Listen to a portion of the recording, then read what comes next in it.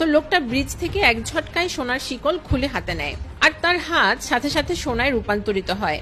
সে যে জিনিসে স্পর্শ করত তার শক্তি নিজের মধ্যে টেনে নিতে পারত।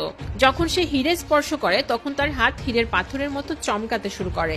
সে একটা গাড়ি থামানোর জন্য মাটিতে হাত রাখে আর পুরো শরীর পাথরে পরিণত হয়। তো গাড়িটা তার সাথে জোরে ধাক্কা খায়। লোকটা উঠে ধীরে ধীরে সেই গাড়ির দিকে এগিয়ে যায়। সে একটা কাটা হাতকে মেটালের একটা বস্তু ধরে রাখতে দেখে। লোকটা বুঝতে পারে সে এটা খালি হাতে স্পর্শ করতে পারবে না, তাই সে তার হাতকে টায়ারে পরিণত করে।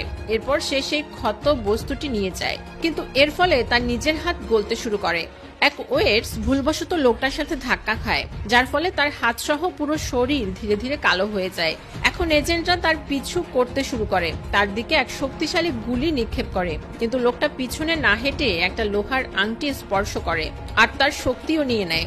গুলি তার মাথার সাথে ধাক্কা খেয়ে দূরে ছিটকে যায়।